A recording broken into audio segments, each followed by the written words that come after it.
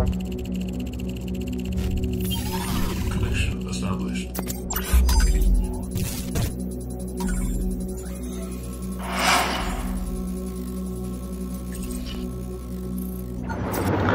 Assalamualaikum warahmatullahi wabarakatuh. Innal hamdalillah nahmaduhu wa nasta'inuhu wa nastaghfiruh wa na'udzu billahi min shururi anfusina wa sayyiati a'malina. May yahdihillahu fala mudilla lahu wa may yudlil fala hadiya lahu. أشهد أن لا إله إلا الله وحده لا شريك له وأشهد أن محمدا عبده ورسوله وحبيبه وخليله وصفيه وخيرته من خلقه صلى الله عليه وعلى آله وصحبه وسلم تسليما كثيرا. أما بعد، فإن أحسن الحديث كتاب الله. Sesungguhnya perkataan terbaik adalah perkataan Allah. Wa khairal huda, dan petunjuk terbaik adalah huda Muhammadin, contoh petunjuk teladan Rasulullah Muhammad sallallahu alaihi wa alihi wasallam. Sebaliknya, wa syarrul umuri muhdatsatuha, hal terburuk dalam cara menjalankan agama Islam adalah dengan mengikuti ajaran-ajaran yang dikreasi baru tanpa dasar dalil, tidak mengikuti petunjuk, tidak memiliki contoh dan teladan dari Rasulullah sallallahu alaihi wasallam maupun para sahabatnya radhiyallahu anhum. Wa kullu muhdatsatin bid'atun, dan setiap kreasi baru nampak indah, kelihatan bagus, keren, dibilang ini inovatif, tapi dalam cara beribadah kepada Allah Azza wa Jal, wa kullu bid'atin dhalalatun, setiap bid'ah merupakan kesesatan, wa kullu dhalalatin finnar, dan setiap kesesatan bermuara di neraka. Ya ayyuhalladzina amanu taqullaha haqqa tuqatih wa la tamutunna illa wa antum muslimun. Wahai orang-orang yang beriman, mari bertakwa kepada Allah dengan cara yang benar dan sungguh-sungguh. Mari melaksanakan perintah Allah atas dasar petunjuk, bahwa memang hal itu disyariatkan, karena tidak bisa disebut ibadah yang benar kecuali jika ibadah tersebut ada perintahnya dan dilaksanakan sesuai dengan petunjuk bagaimana perintah itu mestinya dilaksanakan. Mari kita tinggalkan larangan-larangan Allah Azza wa Jal dan Rasulnya, karena sesungguhnya setiap larangan berarti membahayakan. Tidaklah kita meninggalkan larangan melainkan karena kita yakin bahwa Allah sayang kepada kita. Allah tidak serta-merta melarang kita, melainkan karena sayangnya kepada kita. Saudaraku kaum muslimin yang kami cintai karena Allah Azza wa Jal, kalau kita bertanya kepentingan hidup kita di dunia ini apa, maka tengoklah apa kata Allah Azza wa Jal dalam Al-Quranul Karim. A'udzu billahi minasy syaithanir rajim.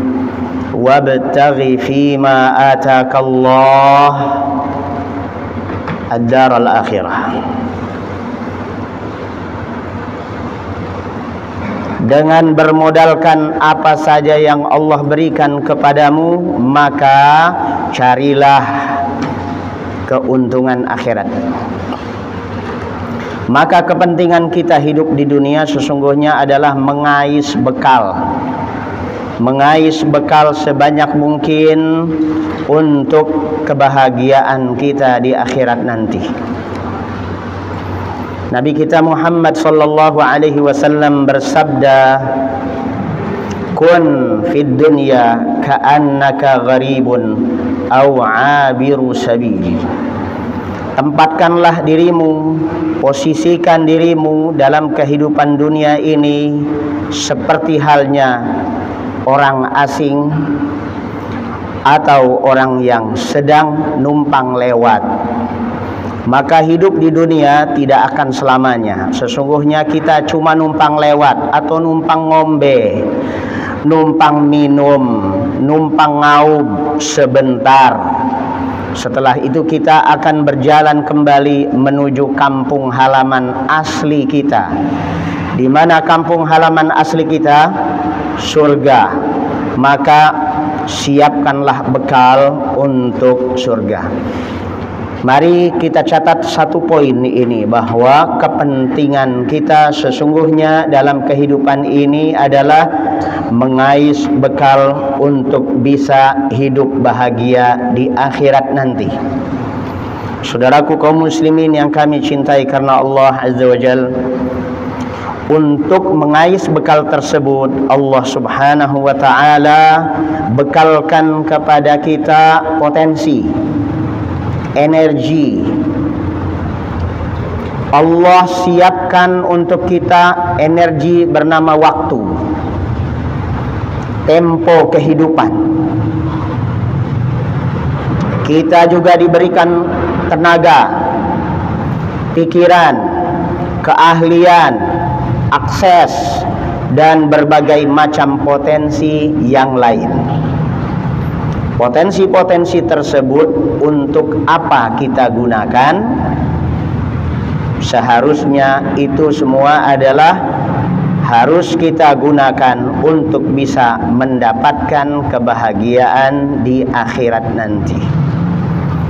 Pada khutbah kali ini, khatib akan mengambil satu saja dari sekian banyak potensi untuk bisa kita hasilkan surga.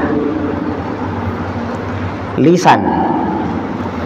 Lisan hanyalah satu dari sekian banyak potensi yang Allah bekalkan kepada kita dalam kehidupan dunia ini. Kita tidak bicara potensi bernama uang. Dalam khutbah ini kita tidak bicara potensi bernama waktu. Kita tidak bicara potensi bernama jabatan dan sebagainya. Khatib hanya akan bicara satu poin. Potensi lisan, dia memproduksi apa? Apakah memproduksi surga atau neraka?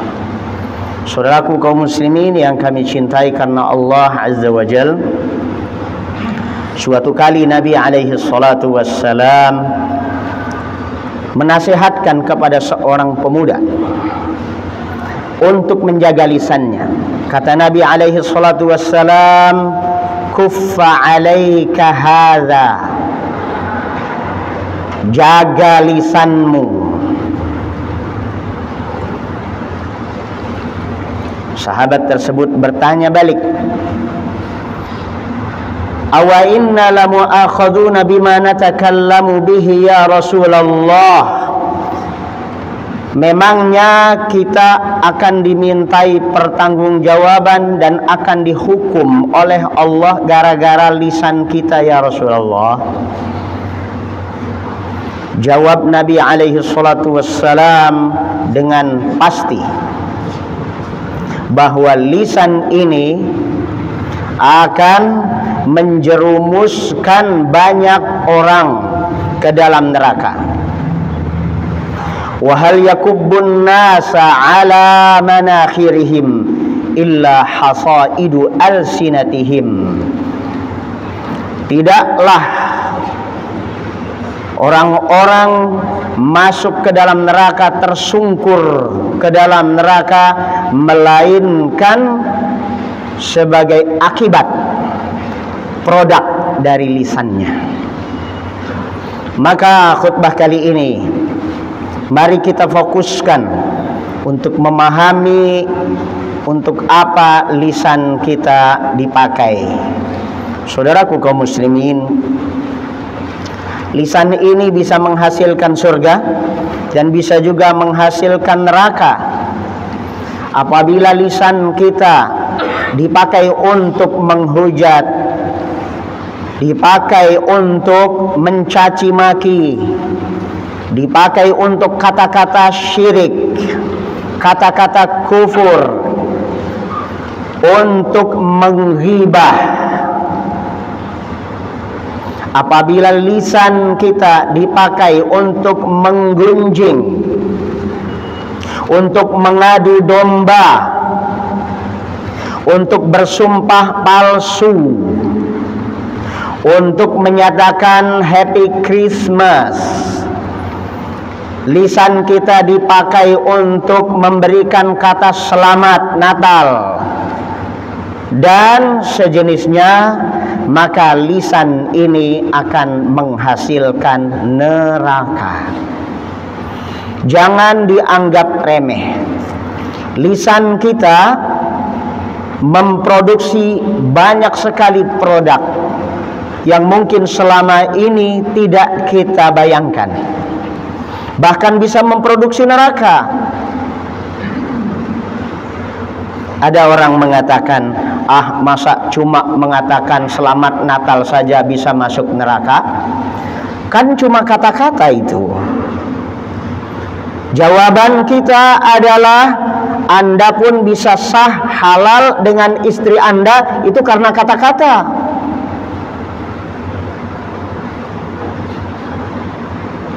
Ketika wali calon istri mengatakan, aku nikahkan engkau wahai fulan dengan putriku dengan mas kawin sekian, apa jawab mempelai pria? Saya terima. Bukankah itu kata-kata? Dan dengan kata-kata itu menjadi halal. Kemudian para saksi mengatakan sah, sah, sah. Silahkan setelah itu Anda halal. Jadi kata-kata lisan harus dipertimbangkan. Akan menjerumuskan kita ke neraka atau akan menghasilkan surga. Saudaraku kaum muslimin yang kami cintai karena Allah Azza wa Jalla, maka mari kita belajar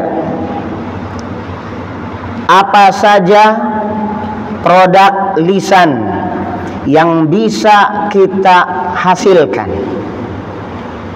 Apabila lisan ini tidak dipakai untuk yang baik, maka pasti dia akan mencari penyaluran yang buruk.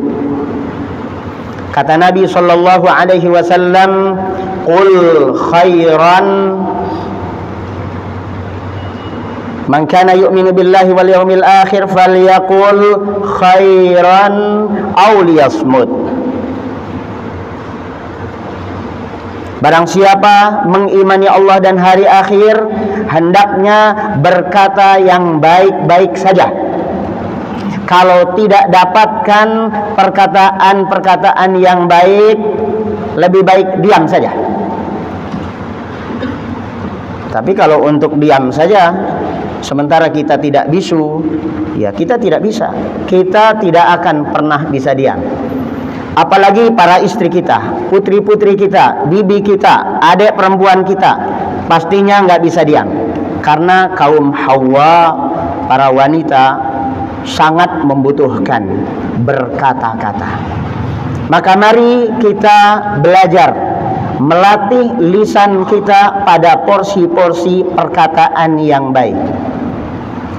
Beberapa hadis berikut ini akan mengajarkan kepada kita bagaimana memfungsikan lisan dan akhirnya menghasilkan surga.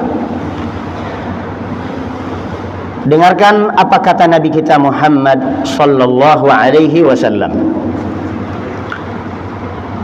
An Abi Hurairah radhiyallahu taala anhu qala Rasulullah sallallahu alaihi wasallam, Yaqulullahu ta'ala, Allah Ta'ala berfirman dalam sebuah hadis qudsi, ana ma'a abdi, aku akan selalu bersama hambaku, ma dzakarani, selama dia menyebut-nyebutku, selama dia berzikir, selama manusia berzikir, wa taharrakat bi syafatahu, dan kedua bibirnya bergerak untuk menyebut namaku.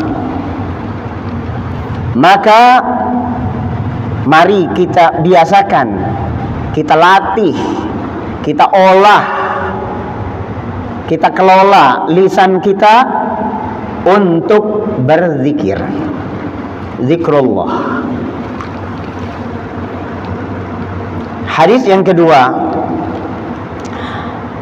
qala Rasulullah sallallahu alaihi wasallam, ma 'amila ibnu Adam 'amalan anjalahu min 'adzabillahi min dzikrillah.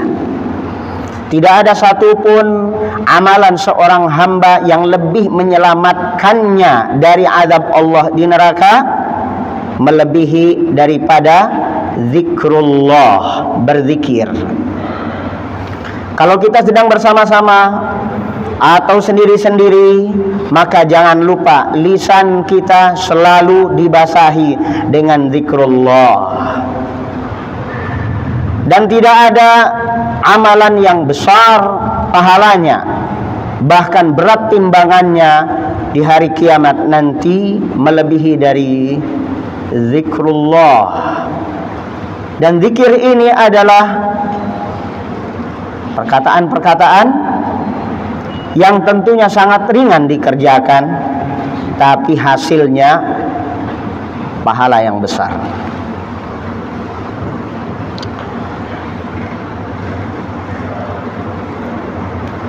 Di antara zikrullah adalah bersolawat, terutama pada hari Jumu'ah seperti ini.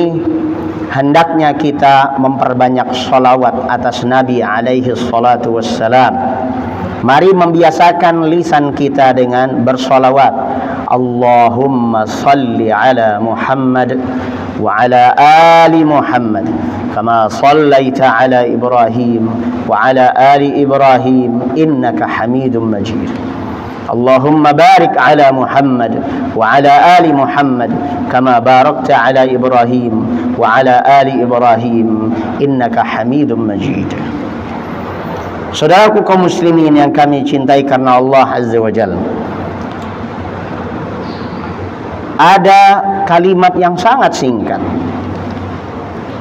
tapi kalau kita ucapkan, kata Nabi alaihi salatu wassalam, man qala subhanallah wa bihamdih, barang siapa yang mengucapkan subhanallah wa bihamdih mi'ata marrah, 100 kali. Ini ukurannya dalam satu hari.